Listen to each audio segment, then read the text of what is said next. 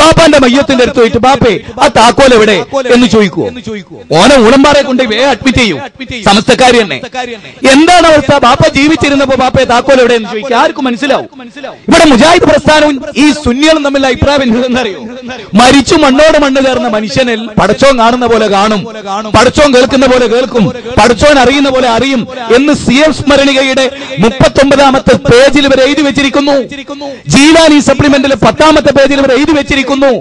അല്ല കാണുന്ന പോലെ മൊയ്തീൻ ശൈഖ് കാണും. മരിച്ചുപോയ മനുഷ്യൻ. അപ്പൊ ഞങ്ങൾക്കറിയാം, കൊല്ലം ജില്ലയിൽ ഒരു തർക്കമുണ്ടായി.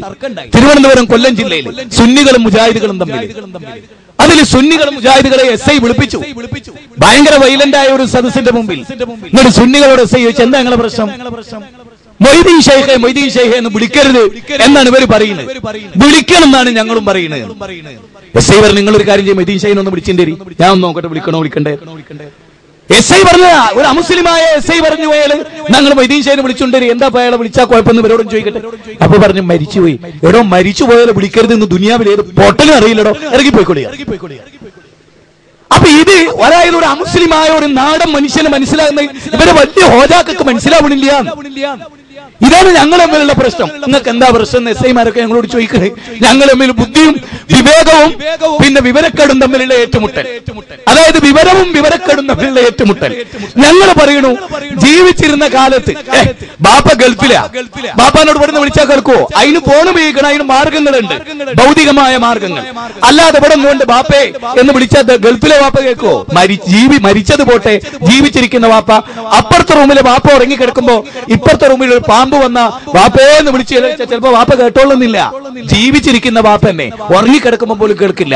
ഇതറിയാവുന്ന നാടൻ മനുഷ്യരോട് മുജാഹിദ് പ്രസ്ഥാനം നേർക്കേറെ പറയുക, അല്ല മരിക്കൂല നിങ്ങൾക്കൊക്കെ ഉറപ്പാ, അതിൽ സംശയമൊന്നുമില്ലല്ലോ.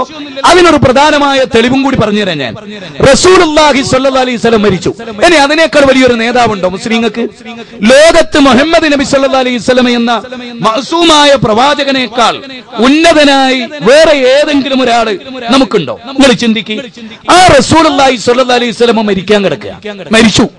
പ്രവാചകൻ മരിച്ചപ്പോ അബൂബക്കർ സിദ്ദീഖ് റളിയല്ലാഹു അൻഹു വന്നു. അദ്ദേഹം റസൂലുള്ളാഹിന്റെ മുഖത്തുണ്ടായിരുന്ന തട്ടം ഇങ്ങോട്ട് മാറ്റിവെച്ചു. റസൂലുള്ളാഹി സ്വല്ലല്ലാഹി അലൈഹി വസല്ലമയുടെ നെറ്റിത്തടത്തിൽ ചുംബിച്ച് അദ്ദേഹം ഒരു പ്രസംഗം നടത്തി. ഇതെല്ലാവരും മനസ്സിലാക്കണം.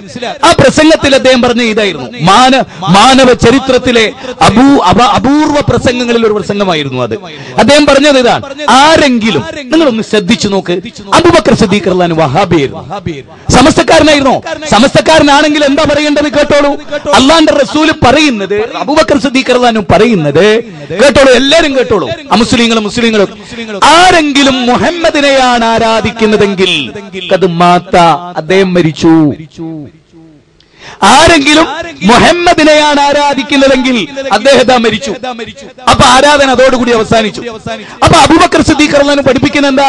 മരിച്ചവർക്ക് ആരാധനയില്ല, മരിച്ചവർക്ക് ആരാധനയില്ല. എന്നിട്ട് അദ്ദേഹം പറഞ്ഞു, അല്ല, അള്ളാഹുവിനെയാണ് ആരാധിക്കുന്നതെങ്കിൽ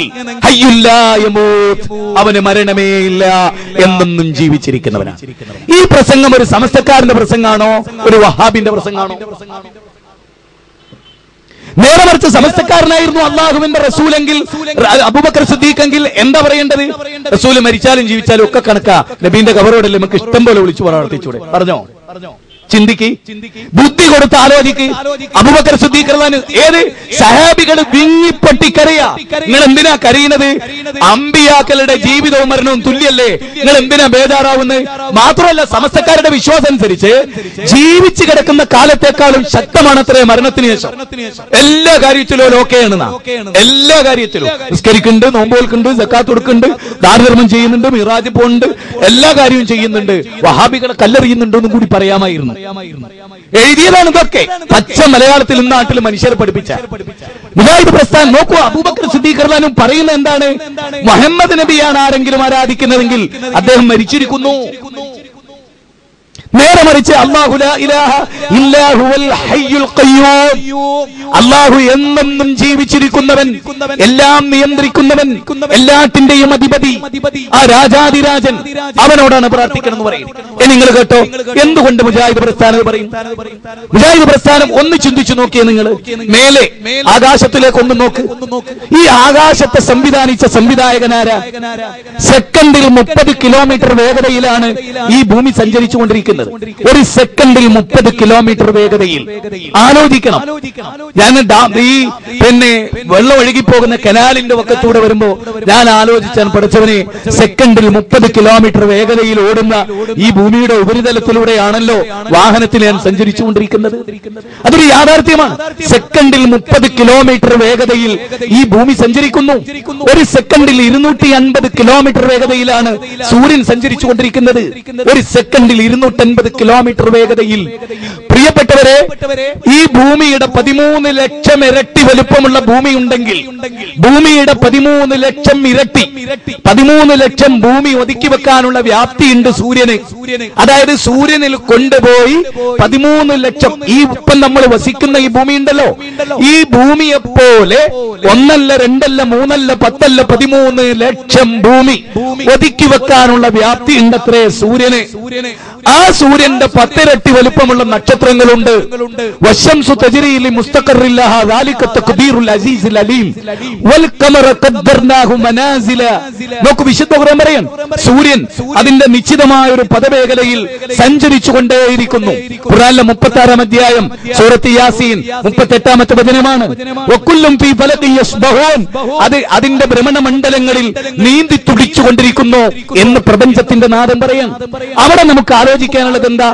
ഈ 13 ലക്ഷം ഭൂമി ഒതുക്കി വെക്കാൻ വ്യാപ്തിയുള്ള സൂര്യൻ, സഹസ്രാബ്ദങ്ങൾക്കിടയിൽ ഏറ്റവും ദൈർഘ്യമേറിയ ഒരു സൂര്യകിരണം ഉണ്ടായി. ഈ കഴിഞ്ഞ ആഴ്ചയിൽ നമ്മൾ നിസ്കരിച്ചു. സഹോദര, സൂര്യനെ കൃത്യമായി നിയന്ത്രിക്കുന്ന ശക്തിസിദ്ധി എന്റെ പ്രിയപ്പെട്ട ഹൈന്ദവരോട്, എന്റെ പ്രിയപ്പെട്ട ക്രൈസ്തവരോട്, എന്റെ പ്രിയപ്പെട്ട മുസ്ലിങ്ങളോട്, ഈ സൂര്യനെ നിയന്ത്രിക്കുന്നവൻ ആരോ, അവനാകുന്നു പ്രപഞ്ചത്തിന്റെ നാഥൻ. അവനെയാണ് ആരാധിക്കേണ്ടത്. അവനാകുന്നു നിങ്ങളുടെ സൃഷ്ടാവ്. ഇത് വർഗീയതയാണോ? ഇത് വിഭാഗീയതയാണോ? ബാല, ആകാശത്തേക്ക് നോക്ക് ബാല, സപ്താകാശങ്ങളെ നോക്ക് ബാല. ആ ആകാശത്തെയും സൂര്യനെയും ചന്ദ്രനെയും സംവിധാനിച്ച സംവിധായകനെയാണ് ബാല ഈശ്വരൻ, അല്ലാഹു, പ്രപഞ്ചനാഥൻ എന്ന് പറയുന്നതിൽ എന്ത് വർഗീയതയാണുള്ളത്? നേരെ മറിച്ച് എന്റെ ദൈവം, നിന്റെ ദൈവം, നമ്മുടെ ദൈവം, ബാബരി മസ്ജിദിന് അത് ഞങ്ങളുടെ പ്രശ്നം, നിങ്ങളുടെ പ്രശ്നം, ഞങ്ങളുടെ ദൈവത്തിന്റെ പ്രശ്നം എന്ന് പറഞ്ഞപ്പോൾ തല്ലുണ്ടായി. ആ തല്ലില്ലായ്മ ചെയ്യാൻ മുജാഹിദ് പ്രസ്ഥാനം ജനങ്ങളോട് പറയുന്നു, 714 കോടി മനുഷ്യരെയും സൃഷ്ടിച്ച സാക്ഷാൽ സൃഷ്ടാവിലേക്ക് കയറി വരൂ എന്ന്. സാക്ഷാൽ സൃഷ്ടാവിലേക്ക് കയറി വരൂ, ആ സൃഷ്ടാവിനെ നിങ്ങൾ ആരാധിക്കൂ എന്ന്. ഇത് വർഗീയതയാണോ? ഇത് വർഗീയതയാണോ? ഇവിടെ തമ്മിൽ തല്ലുന്ന മനുഷ്യരെ മുഴുവനും വിളിച്ചിട്ട് പറയുന്നു, ഈ പ്രപഞ്ചത്തെ മുഴുവനും സംവിധാനിച്ച സംവിധായകനിലേക്ക് നിങ്ങളുടെ ആരാധന തിരിച്ചുവിടൂ. ഒരു അപകടമുണ്ടാകുമ്പോ നമ്മൾ വിളിക്കാറുണ്ട് മൈ ഗോഡ് എന്ന് ആളുകൾ പറയും. എന്താണ്? എന്റെ ദൈവമേ എന്ന് വിളിക്കുന്നു. ആ വിളിക്കൊരു അർത്ഥമുണ്ട്.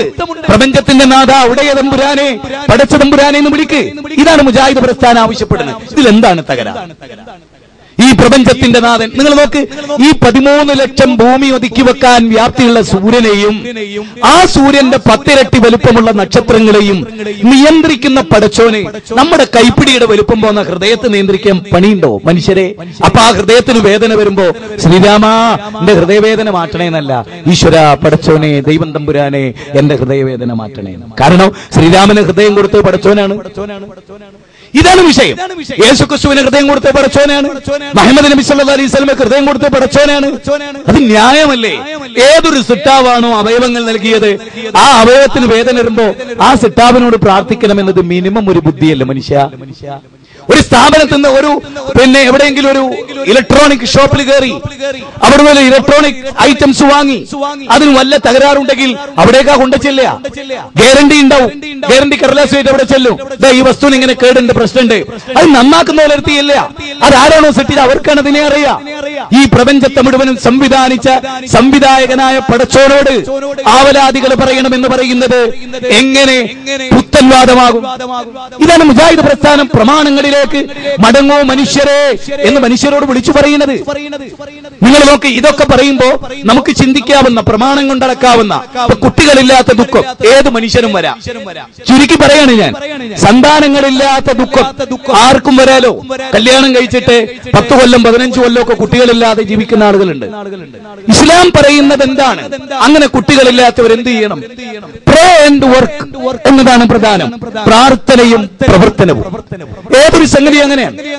ഏതൊരു സംഗതി, ഒരു തിന്മയില്ലായ്മ ചെയ്യാൻ ഡിപ്പാർട്ട്മെന്റ് തയ്യാറാകുമ്പോ ഈശ്വര വിശ്വാസികളൊക്കെ എന്താ, ആ തിന്മക്ക് നേരെ ചെല്ലുമ്പോ ആ തിന്മ ഇല്ലായ്മ ചെയ്യാൻ എനിക്ക് കരുത്തു തരണേ എന്ന് പ്രാർത്ഥിക്കും. സ്വാഭാവികമാണ്. കുട്ടിയില്ലാത്ത ഒരാള് കുട്ടിയില്ലാത്തതും ദൈവത്തോട് പ്രാർത്ഥിക്കുക എന്നുള്ളത് മനുഷ്യ സഹജമാണ്. അവിടെ ഇസ്ലാഹി പ്രസ്ഥാനവും ഇവിടുത്തെ മുസ്ലിങ്ങളും തമ്മിൽ ചെറിയൊരു വ്യത്യാസമുണ്ട്. എന്താണ് വ്യത്യാസം എന്ന് ചോദിച്ചാൽ, മരിച്ചുപോയ മഹാന്മാരോട് തേടാം കുട്ടികൾക്ക് വേണ്ടി എന്ന് വിശ്വസിക്കുന്ന ഒരു വിഭാഗം ആളുകൾ. കുട്ടിയെ കിട്ടാൻ മഹാന്മാരുടെ ദർഗയിൽ ആചാരങ്ങൾ നടത്തിയാൽ മതി എന്ന് വിശ്വസിക്കുന്ന ആളുകൾ. വടക്കാഞ്ചേരി എന്ന് പറഞ്ഞ സ്ഥലം നിങ്ങൾക്കറിയാവുന്ന സ്ഥലം, നമ്മുടെ നാട്. ആ വടക്കാഞ്ചേരിയിലെ അഹമ്മദ് ഹാജി പരിശുദ്ധ കാബത്ത് പോയി ഹജ്ജ് വരെ ചെയ്ത മനുഷ്യനാ. എല്ലാ മഹാന്മാരുടെ ഖബറും കണ്ട മനുഷ്യനാ. എന്നിട്ടും 15 കൊല്ലം കൊണ്ട് കല്യാണം കഴിച്ചിട്ട് കുട്ടിയില്ല. ഒടുവിൽ അദ്ദേഹത്തോട് ഒരു മുസ്ലിം പറഞ്ഞത്രേ, ഗുരുവായൂർ ചെന്ന് തുലാഭാരം നടത്താൻ. അദ്ദേഹം ചെന്നിട്ട് ഗുരുവായൂർ ചെന്ന് തുലാഭാരം നടത്തി. കുട്ടിയുണ്ടായി. അവിടെയാണ് അത് ഇസ്ലാമാണോ, ആ വിശ്വാസം അനുവദിക്കപ്പെട്ടതാണോ, അല്ല പിഴച്ച വിശ്വാസത്തിന് പടച്ചോൻ പരീക്ഷിച്ചതാണോ, പരിശോധിക്കപ്പെടണമെന്നാണ് മുജാഹിദ് പ്രസ്ഥാനം പറയുന്നത്. കുട്ടികളില്ലാത്ത ദുഃഖം ദർഗയുള്ളവരോട് പറയണമോ, അമ്പിയാക്കളോട് തേടണമോ, അല്ല ഡോക്ടറെ കൊണ്ട് ചികിത്സിപ്പിച്ച് ഭൗതികമായി മരുന്ന് നിർദ്ദേശിക്കുകയും ഡോക്ടറുടെ ചികിത്സ എനിക്ക് ഫലിക്കണമേ എന്ന് ഈശ്വരനോട് പ്രാർത്ഥിക്കുകയും ചെയ്യുന്ന രചനാപരമായ മാർഗമാണോ? നിങ്ങൾ ചിന്തിക്കുക, ഏത് മാർഗമാണ് വലുത്? ചികിത്സിക്കുകയും ഈ മരുന്ന് എനിക്ക് എഫക്ട് ചെയ്യണമേ എന്ന് ഈശ്വരനോട് പ്രാർത്ഥിക്കുകയും ചെയ്യാം. മൊയ്തീൻ ശൈഖ് എനിക്ക് കുട്ടിയെ തരണേ എന്ന് പറയുമ്പോ അഭൗതികമായ മാർഗത്തിൽ മൊയ്തീൻ ശൈഖിനോടുള്ള തേട്ടമാണ് അദ്ദേഹത്തെ ഇലാഹാക്കി. അമ്മൻ യുജീബുൽ മുദ്തറ ഇദാ ദആഹു വയക്ഷിഫു സൂഅ വയജ്അലുകും ഖുലഫാ അൽ അർദ് അഇലാഹും